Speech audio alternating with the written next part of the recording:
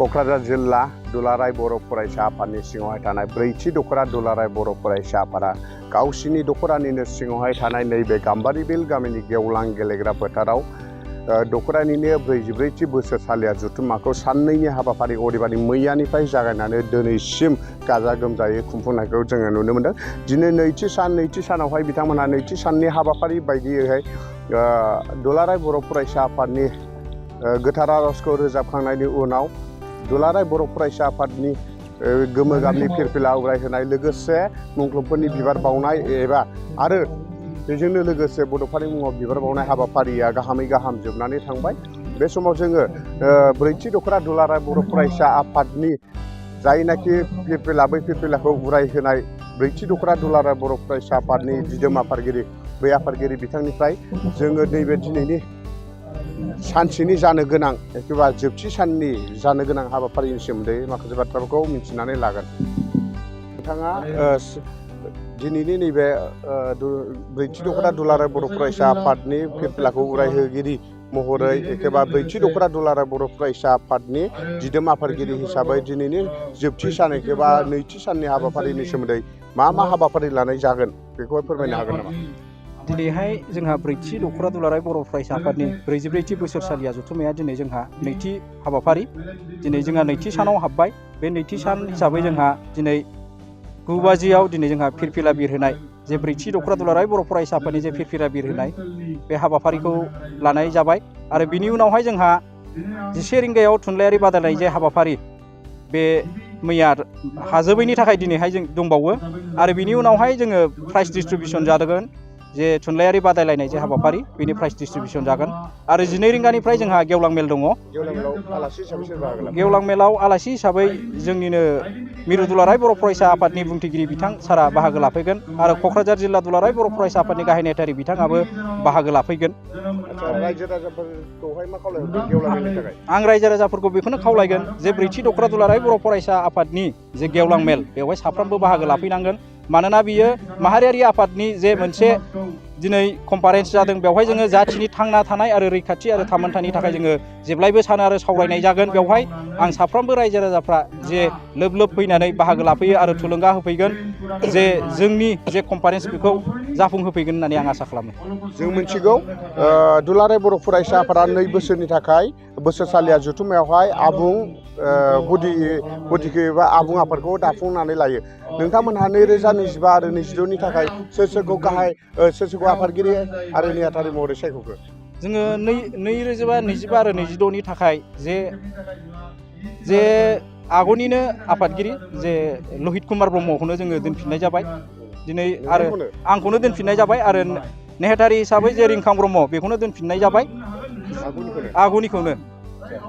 नोंथांमोनहा नैबे साननैनि हाबाफारियावहाय मोनसे थान्दै मेल लादों। बे थान्दै मेलनि गेजेरजों नोंथांमोनहा 2 बोसोरनि थाखाय मा हाबा मावलांनो थाखाय थांखि आजावना लानाय जाखो? जोङो बे थान्दै मेलनि गेजेरजों जे जोङो हाबाफारि लादों जे जोंनि ओनसोलाव जे गोलैसोनानै थानाय जे माखासे जे मोजां परिबेस लाबोनांगोन जोङो बेखौ सावरायलायनाय जादों। जे जोंहा मैया गोबां बिबानगिरिफ्रा दिनै गामिनि दैदेनगिरिफ्रा फैनानै बेवहाय सावरायलायनाय जादों। आरो जोङो बेखौनो बुंदों जे जोंनि जे इसान मुसाहारि जे जोंहा खन्थाइगिरि दंमोन दे बिथांनि मुङावबो जोंहा मोनसे अडिट'रियाम हल जानांगौ होननानै जोङो बेवहाय थिरांथा लानाय जादों। जे जोङो बेखौ जे जोंनि क'क्राझार जिल्ला दुलाराय बर' फरायसा आफादनि जे थान्दै मेल बेवहाय जोङो बिथांमोननि थाखाय जोङो रिपर्ट दैथायहरनो जोङो बेवहाय थिरांथा लानाय जादों। नोंथांसिम नैबे साननैनि हाबाफारिजों लोब्बा लाखिनानै मा हाबाफारि लानाय जादों बेखौ आबुङै फोरमायना होनायनि थाखाय गोजोननाय थाबाय।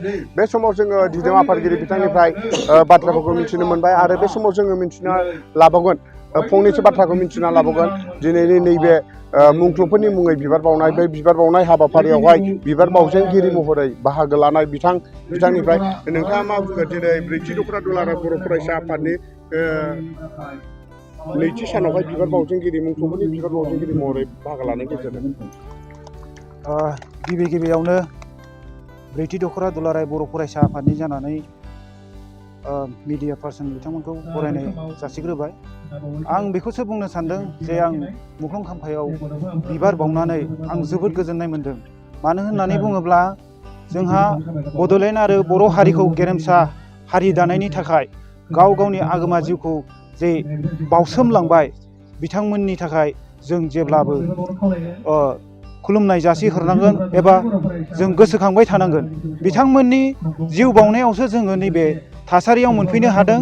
जों बर' हारिखौ बुहुमाव सिनायथि होनो हादों आरो इयुनावबो सिनायथि होलांगोन बिथांमोनहानो।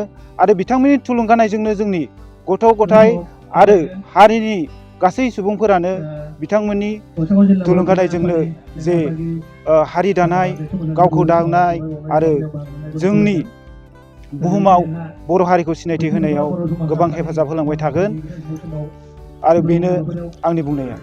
नोंथांसिम फोरमायना नाथाय गोजोननाय थाबाय। अब्ला मुंख्लबफोरनि मुङै बिबार बावजेनगिरि बिथाङा माखासे बर' हारिया दा नैबे थासारिसिम माबायदि थासारिजों एबा मुंख्लबफोरनि गाव गावनि बेसेन गोसा जिउखौ बावसोमनायनि गेजेरजों दिनैनि नैबे थासारियाव सफैदों बे बाथ्राखौ बिथाङा फोरमायना होबाय। आरो दिनैनि जायनाखि नैबे ब्रैथि दख'रा दुलाराय बर' फरायसा आफादनि 44थि बोसोरसालिया जथुम्मायाव बाहागो लाफैनानै रिपर्ट होनाय बे एसेखिनियावनो थुंगेबाय।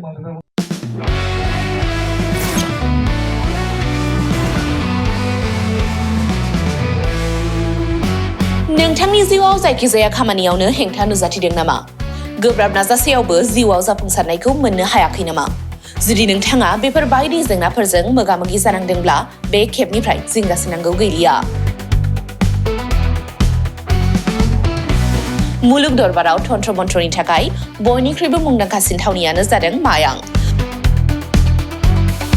मायांखौ साधु बिद्यानि रायजो होननानैबो मिथिनाय जायो। बे मायांनिफ्रायनो तान्त्रिकनि सोलोंथाइ लानानै फैदों मुंदांखा रबि कबिराजा। बिथांनिफ्राय नोंथाङा नोंथांनि जिउनि गासिबो रोखोमनि जेंना जेंसिफोरखौ सुस्रांनानै लानो हागोन। बिसि फिसायनि गेजेराव जेंना, गोसो थोनाया गारनानै थाङोब्ला लाबोफिननाय, जुलिनि जेंना, साख्रि मोननो हायै, हा-हु, धोन सम्पथिनि जेंना, बायदि बायदि जेंनानिफ्राय उदां जानो एबा सुस्रांनानै लानो थाखाय नोंथाङा दिनैनो दानो जगाजग खालामनो हागोन रबि कबिराजखौ। रबि कबिराजखौ जगाजग खालामनो थाखाय मबाइल नाम्बार 7099193841 एबा 7086047381 आव कल खालामनो हागोन।